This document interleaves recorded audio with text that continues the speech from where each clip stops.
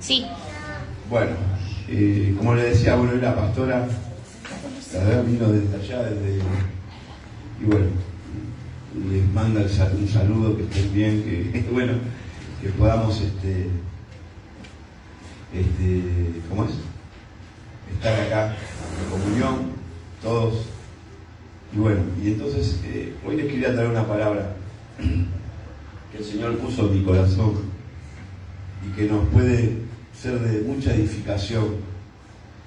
Venimos hablando de muchas cosas, ¿no? Últimamente, de lo que es la iglesia, particularmente, cómo la iglesia quiere Dios que en estos tiempos se esté formando, ¿no? Hay algo preciso y conciso que todos nos tenemos que basar en la verdad, ¿no? Hoy una persona me preguntaba, me dice, pero la iglesia tiene muchas disensiones, algo así, ¿no? Muchas variantes, muchas formas de interpretar la Biblia.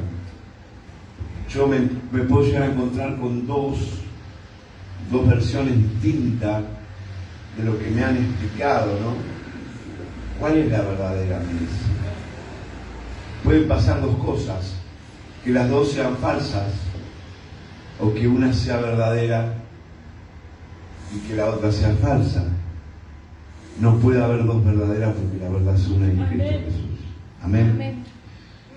Y más o menos estábamos por ese lado hablando.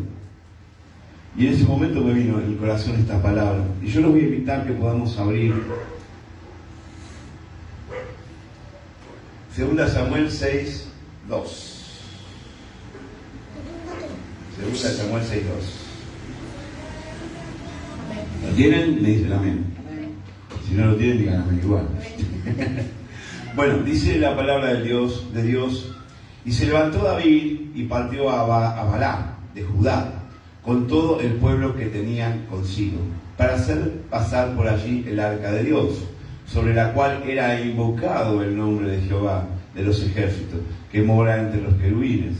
Pusieron el arca de Dios sobre un carro nuevo, y la llevaron de la casa de Abinadab, que estaba en el collado, y Usa y Ahío, hijos de Abinadab, guiaban el carro nuevo.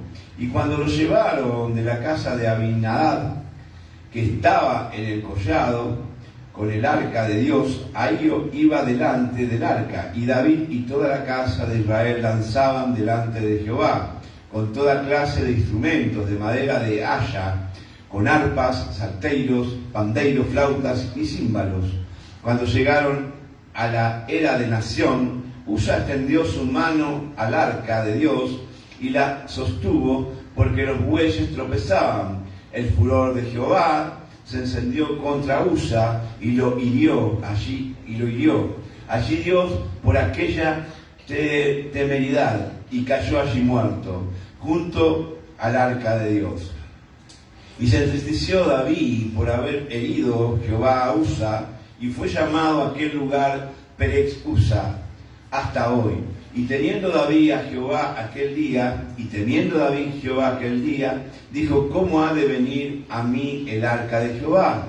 De modo que David no quiso traer para sí el arca de Jehová a la ciudad de David, y le hizo llevar David a la casa de Obed-Edom, geteo, y estuvo el arca de Jehová en la casa de Obed-Edom, geteo, 3 meses, y bendijo Jehová a Obed-Edom y toda su casa.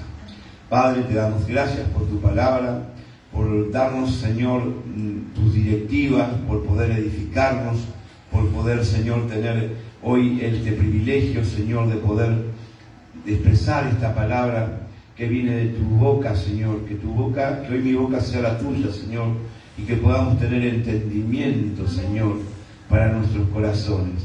Te lo pedimos en el nombre de Cristo Jesús. Amén y amén. Después que el arca fue recuperada de los filisteos, ustedes recuerdan que los filisteos se habían llevado el arca quedó en la casa, casi 20 años en la casa de Abinadab, ¿no es cierto? Y cuando David pudo tomar el reino definitivamente, ¿no? Una vez que incluso hasta cuando toma Jerusalén, ¿no? Que era la ciudad de Joab, toma Jerusalén, de Jebús, perdón, que eran los jebuseos, vivían los jebuseos en Jerusalén. Y entonces David toma la ciudad, porque es la ciudad de Dios, es la ciudad que sobre la tierra prometida, una de las ciudades que tenía que pertenecer, donde iba a ser el epicentro, y hoy es el epicentro del mundo de muchas cosas, esa es Jerusalén. Y bueno, ahí le puso el nombre de Jerusalén. Cuando él vino a Jerusalén, los filisteos habían tomado Hebrón, tuvo que ir a pelear contra los filisteos, Jehová se los entregó en las manos en esa batalla. Y bueno, y después de todas estas cosas, cuando él ya está establecido como rey, él quiere que el arca del Señor vaya a la ciudad para que pueda bendecir a todos aquellos del pueblo, ¿no es cierto? Ustedes fíjense que Abinadab fue bendecido durante esos 20 años. Y después, cuando no vieron que no pudieron llevar, según ustedes han escuchado el relato, no pudieron llevar el arca, ¿qué pasó? Se la llevaron a la casa de Obed-Edom. Y en la casa de Obed-Edom estuvo 3 meses, ¿no? Y fíjense que esos 3 meses Obed-Edom fue prosperado de una manera tremenda. Acá ocurre algo muy, muy particular que muchas veces nos preguntamos, ¿no? ¿Por qué Dios tuvo que actuar con tanta ira sobre la vida de Usa? Quizás la intención de Usa no era una intención mala. La intención de Usa era que los caballos se frenaban y él quiso sostener el arca, porque él no sabía, y ni siquiera David supuestamente sabía de cómo tenía. Yo creo que hay algo muy, muy importante, hermanos. Cuando Dios le dice a Josué que leyera la palabra y que la mantenga, que la medite en todo tiempo y en toda hora, es la que todo líder tiene que conocer la palabra. Y dentro de esa palabra tenían que saber cómo manejar las cosas de Dios. Había una manera que aparentemente ni Usa ni David lo sabía. David también se sintió culpable, lógicamente. ¿Por qué? Porque se entristeció, dice la palabra, porque Usa quedó muerto por haber tocado el arca. Pero todos nos preguntamos por qué, ¿no? ¿Por qué hay un derramamiento de una ira de Dios sobre eso? Porque justamente hoy hablamos con la pastora, sabemos que la ira de Dios, cuando Dios tiene ira, ella me decía, él es fuego consumidor, y es verdad, porque es la característica de Dios. La característica de Dios es crear, puede crearte todo, pero también lo puede quitar. Así como los gobernantes, saca gobernantes, pone gobernantes. Está todo en su voluntad, ¿no es cierto? Entonces dice, fíjense, vamos a Hebreos, si quieren anótenlo, si hay alguien que no tiene un teléfono para poder anotarlo en el vivo, por favor. En Hebreos 12:27 dice, ahí es donde aparece la frase conocida esta de que Dios es fuego consumidor, pero presten mucha atención, dice, y esta frase aún una vez indica la removisión de las cosas móviles como cosas hechas, para que queden las inconmovibles, o sea, las que Dios coloca, ¿no es cierto? Así que, recibiendo nosotros un reino, no estamos recibiendo cualquier cosa, hermano, estamos recibiendo un reino, ¿no? Inconmovible, algo que nadie lo quita, nadie lo mueve, ¿no? Tengamos gratitud y mediante ella sirvamos a Dios, agradándole con temor, repetí conmigo, temor y reverencia. Recuerden que reverencia no nos está hablando de religión, no nos está hablando de legalismo. Reverencia es algo totalmente distinto. Muchas veces muchos confunden legalismo, religión con reverencia. Son dos cosas distintas. Porque nuestro Dios es fuego consumidor, dice el versículo 29, ¿no es cierto? Ser fuego consumidor significa que Dios tiene, como decía recién, tiene el poder de crear y destruir, pero no es su voluntad, ¿no es cierto? No es su voluntad, porque en su carácter quiere otra cosa, quiere derramar favor. Y eso lo vemos en el Salmo 35, que dice: porque un momento será su ira, pero su favor dura toda la vida. Amén. Y esto es algo que debemos entenderlo, ¿no es cierto? Dios quiere lo mejor para nuestras vidas. Dios nos quiere realmente enojarse. Ustedes fíjense que la desobediencia trae muchas cosas aparejadas, ¿no? Desde el huerto del Edén, Dios empieza a derramar su ira, ¿no? Echándolos a Adán y Eva, como pasó en el diluvio, ¿no? Destruir a la humanidad, porque Él ya decía: no puede ser que yo cree esto, y hasta dónde ha llegado la maldad del hombre, ¿no es cierto? Y así sucesivamente. Fíjense que termina el diluvio y lo primero que pasa, hay un pecado sobre uno de los hijos de Noé, ¿no? Y es maldito ya Canaán, ¿no es cierto? Y así, bueno, muchas cosas. O sea, el hombre puede construir la Torre de Babel, pero Dios te la puede destruir. ¿No es así? Es un fuego consumidor. En el caso también de Sodoma y Gomorra, un pueblo lleno de iniquidad, de pecados, no había alguien justo, dice la palabra, que realmente tuvo que ser destruida.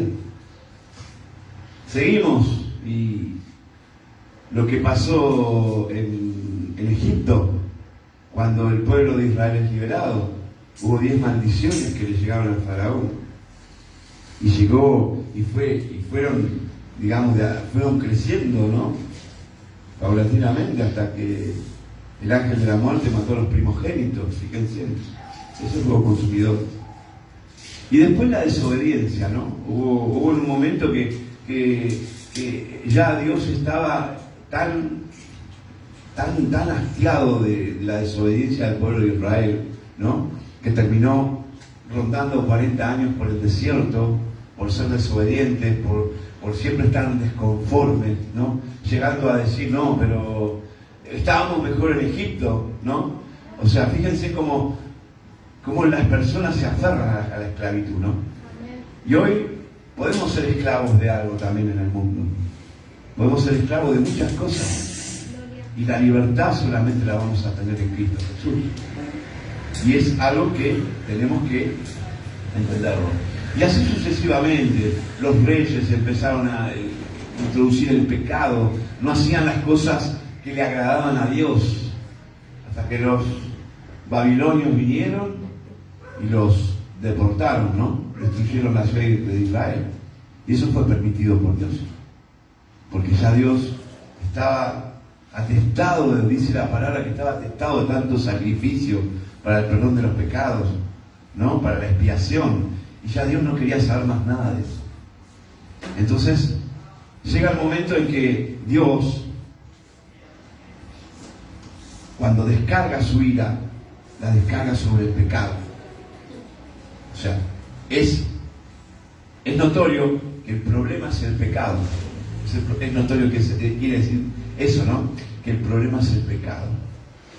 En Romanos 1:18, anótenlo, dice: porque la ira de Dios se revela desde el cielo contra toda impiedad e injusticia de los hombres que detienen con injusticia la verdad. Lo que hablamos recién, la verdad es una sola.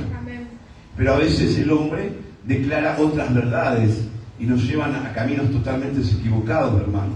Y eso es lo que tenemos que entender sobre lo que Dios quiere para nosotros. Pero hay una cosa: ¿cómo termina esta historia, no? Porque Dios termina derramando toda su ira en su Hijo. Pero su ira por toda iniquidad e impiedad del pecado, así como lo ve el Señor. Él derrama toda su ira en su Hijo. Y esto lo vemos reflejado en Mateo 27:46. Fíjense lo que dice, y estén atentos, dice, en Mateo 27:46 dice: cerca, Jesucristo estaba crucificado, dice: cerca de la hora novena, Jesús clamó a gran voz diciendo, Elí, Elí, lama sabachthani, que esto es, Dios mío, ¿por qué me has desamparado? Era el momento donde Dios ponía toda la ira sobre su Hijo, por todos los pecados pasados, presentes y futuros. ¿No es cierto? Fíjense que a Jesucristo no fueron los latigazos, no fue cargar la cruz, no fue el dolor que le causó los clavos en sus manos, en sus pies, sino que el dolor más grande de Cristo, que lo expresa en la cruz, dice, Dios mío, ya no le dice Padre. Fíjense, qué claridad tenía él, que estaba atravesando por un momento donde el Señor se aleja de Cristo Jesús. Le dice, Dios mío, no le dice Padre mío. Dice, Dios mío, ¿por qué me has desamparado? Porque Dios se había alejado Él en la eternidad estuvo con Dios todo el tiempo. Y esta vez Dios se había apartado de su Hijo. Había quedado solo en la cruz. Fue el momento donde todos los pecados fueron clavados en la cruz. Donde toda la ira de Dios fue volcada en esa cruz. Fue volcada en su Hijo. Y entonces es ahí donde Dios derrama su última ira. En el sentido de que hoy existe la gracia. Hoy a través de la gracia podemos pensar de que Dios no quiere consumirnos, quiere salvarnos. Dice la palabra y es muy clara y es muy conocida, Juan 3:16, porque de tal manera amó Dios al mundo que ha dado a su Hijo unigénito para que todo aquel que en Él cree no se pierda, mas tenga vida eterna. Siempre leemos ese versículo, pero es hermoso leer el que sigue, el 17, dice, porque no envió Dios su Hijo al mundo para condenar al mundo, sino para que el mundo sea salvo por Él. Esto es maravilloso, hermanos. Esto demuestra lo que dice el Salmo 30, que hace un momento lo habíamos leído. Él derrama su ira, Él derrama el fuego consumidor, pero al mismo tiempo Él quiere que nos salvemos, quiere que Él nos da la oportunidad a través de la gracia. Es lo que hablamos hoy, la gracia es lo más grande que nos ha dado Dios, es el regalo más precioso, porque a través de la gracia es el único camino que tenemos para la salvación, es el único camino que nos lleva a la eternidad, a nuestro futuro real, nuestro futuro eterno. Vivimos afanados en el mundo hoy en día por quién nos va a gobernar, qué va a pasar con la economía, y qué va a ser de mi vida, y cuál va a ser mi trabajo, y cuál va a ser todo. Estamos pendientes, afanados. Dice la palabra, no te afanéis, porque si aquel que cree en Cristo Jesús, yo estoy contigo, yo estoy para cubrir tus necesidades, yo estoy para que vos estés bien. Yo sé lo que vos necesitas. Un padre no te va a dar una piedra por un pan o un pez por una serpiente, como dice. Él te va a dar lo mejor, lo que vos necesitas para caminar en este mundo. Pero vivimos afanados y no pensamos en el futuro de aquí a 20, a 30 años, pero no pensamos en el futuro eterno. Y hoy lo más grandioso, lo que más tenemos que elaborar, que ver que a través de la cruz nosotros hoy podemos vivir un futuro eterno. Amén. Son dos caminos. La consumición del hombre queda pendiente. Hoy en día nosotros tenemos que obedecer a través de Cristo, a través de hoy me decía este hombre, ¿usted se discipula a través de Cristo? Y él me decía, ¿y le pregunta a usted a Cristo? O sea, sí, uno puede preguntar muchas veces, yo lo he dicho, cuando nosotros vamos a hacer algo, es bueno que le preguntemos al Señor, ¿no es cierto? Quizás en ese momento David no le preguntó al Señor si realmente podía llevar el arca de esa manera, ¿no? ¿Qué pasaba? Y la emoción, ¿no? Que ya hemos hablado de la emoción, el entusiasmo, no había una mala intención. pero no era la manera correcta. Y eso es lo que pasa en la iglesia. A veces no hacemos las cosas de manera correcta. Las hacemos según el hombre piensa, según el hombre propone, ¿no? Y el hombre dispone. Siento que el dicho dice, el hombre propone y Dios dispone. ¿No es cierto? Y sin embargo, vivimos bajo influencias de líderes que nos llevan al camino del error. Entonces tenemos que saber cómo manejar estas cosas. Nosotros tenemos un futuro eterno. Y el futuro eterno, la única manera que tenemos es obedeciendo. Dice que la obediencia trae bendición, ¿no? Y es la manera. Y todo lo que pasó en el Viejo Testamento, todo el derramamiento de ira, como en este caso, como en este ejemplo, ¿no es cierto? Dios derramaba su ira, pero al mismo tiempo tenía la misericordia. Llegó un momento que el pueblo, como les decía, el pueblo de Israel estaba desconforme y en un momento Dios los quería destruir a todos, ¿no? Ya habían destruido la división que había formado Coré, ¿no? Pero los quería destruir. Dice que fue Moisés a pedir, a interceder. Dice, Señor, danos una oportunidad. Yo te imploro que nos des una oportunidad. Y hoy tenemos la oportunidad más grande, que es la gracia. La gracia es aquello que nos lleva al camino correcto, pero no la tenemos que pagar con plata, porque no alcanzaría. No alcanzaría todo el oro del mundo para pagar la gracia. Solamente podés pagar la gracia, como te dije hoy, honrando lo que Dios derrama en tu vida, honrando lo que Dios hace en tu vida. No venir por los panes y los peces y después te vas. No, venir y decir, Señor, aquí estoy. Yo estoy aquí para ti, porque yo quiero que tú seas mi gobierno. No el gobierno secular que nos llena de un montón de inquietudes, de problemas. Y la gente vive pensando, ¿y qué va a pasar? ¿Y qué va a pasar? Pero tenemos que pensar que nosotros tenemos un gobierno, así como tenemos una realidad superior, tenemos alguien que nos gobierna. El cielo es el que nos gobierna. Amén. Es el cielo el que nos gobierna. Eso tenemos que entender nosotros. Cuando nosotros entendemos que el cielo nos gobierna, que nosotros dependemos de Dios y no del hombre, las cosas cambian en tu vida. Yo lo he vivido, hermano. Yo lo he vivido. Mi vida cambió porque yo permití que Dios gobierne mi vida. Para mí está Dios primero, en todo. Para mí está Dios, porque como decía hoy la hermana, decía, oye, para mí Dios es todo. Mucho más que todo lo que a mí me rodea. Y es la verdad. Porque, hermanos, nosotros debemos estar atentos a nuestra salvación. A nuestra salvación. La salvación es segura cuando nosotros aprendemos a temer a las cosas de Dios. Cuando nosotros dejamos de ser esos usas, porque hoy en la iglesia sigue habiendo usas que hacen las cosas totalmente incorrectas. Ustedes saben que, para terminar, el arca era algo que era muy específico cómo se debía llevar. Representaba y era la presencia de Dios para el pueblo de Israel. Ni siquiera, primero tenían que llevarlo los levitas. El pueblo apartado, la tribu apartada de Dios, para que pueda llevar y hacer todas las tareas que pertenecían al tabernáculo.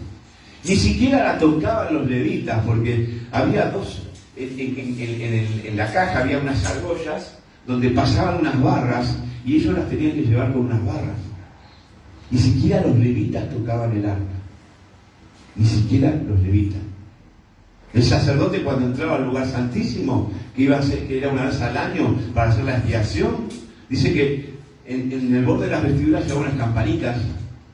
Entonces los que estaban afuera le sentían el ruido de las campanitas y hasta le ponían una soga atada en el pie, porque si había alguna maniobra que era totalmente incorrecta a lo que Dios quería hacer, ¿no? Entonces pasaba algo, tenían que sacarlo con una soga. Los hijos de Aarón empezaron a jugar dentro del lugar santísimo, quedaban fulminados. La ira de Dios fue sobre ellos, porque Ahí está el tema. ¿Por qué si Dios nos da una forma, ¿no? Hoy tenemos una forma de cómo llevar la iglesia adelante. A través de la verdad, a través de la palabra. Hay una sola verdad, hermanos. No podemos buscar otras verdades. Y entonces nos llenamos de USA la iglesia y entonces no vamos por el camino que Dios quiere que vayamos. No llevamos el arca como Él quiere que la llevemos. Para dar un ejemplo. Y ese es el problema. Hoy la iglesia tiene que hacer las cosas, como dice el dicho mundano, como Dios manda, como Dios quiere, porque es su voluntad. Y su voluntad no es consumirte. Su voluntad es que vos te salves. ¿Por qué? Porque tanto amó Dios al mundo que dio lo mejor que tenía. Y dejó, por un momento en la cruz, dejó solo a su Hijo. Fíjense qué impresionante. Ahí tenemos que entender nosotros con nuestra mentalidad, ¿no? Saber cuánto nos ama Dios, ¿no? Simplemente con ese versículo, con esa instancia, saber que Dios abandona a su Hijo, que fue el peor momento que pasó. Fue ese lo que pasó en el huerto de Getsemaní. Fueron los dos momentos tremendos que Jesucristo pasó. Él soportó el castigo, soportó todo, pero eso era terrible para su deidad, porque era Dios y tenía parte de la deidad eterna. Y sin embargo, su Padre lo tuvo que dejar porque Dios no se aleja del pecado. Dios no puede estar con el pecado. Dios es un Dios santo. Y eso es lo que quiere para nosotros. Que vayamos por el camino de la santidad. Que vayamos cada día perfeccionándonos para poder llegar a esa altura del varón perfecto, ¿no? Y lógicamente, pero Dios algún día va a derramar toda su vida sobre este planeta. Y está escrito en el Apocalipsis 16. Hay 7 copas que son las 7 copas de la ira de Dios que derramará sobre la tierra.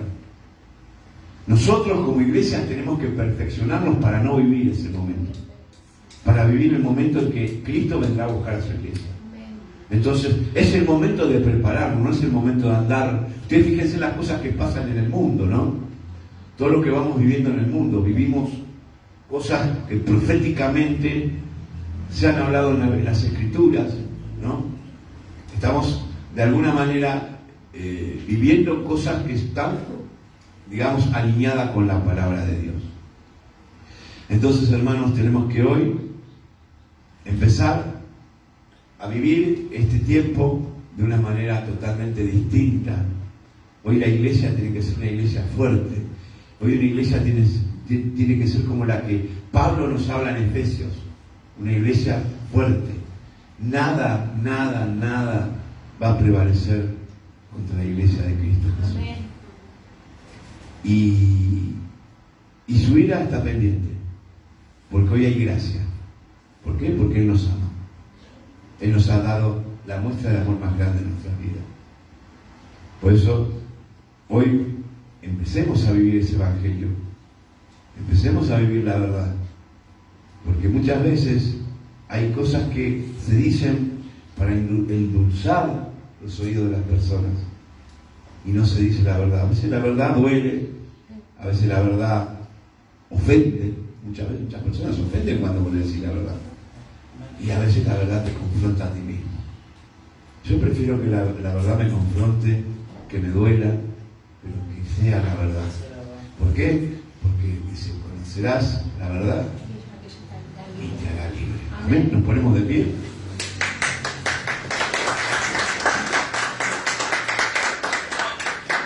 Gracias Dios, gracias Jesús. Gracias Padre, te damos por este tiempo y este momento que nos permitiste vivir, Señor.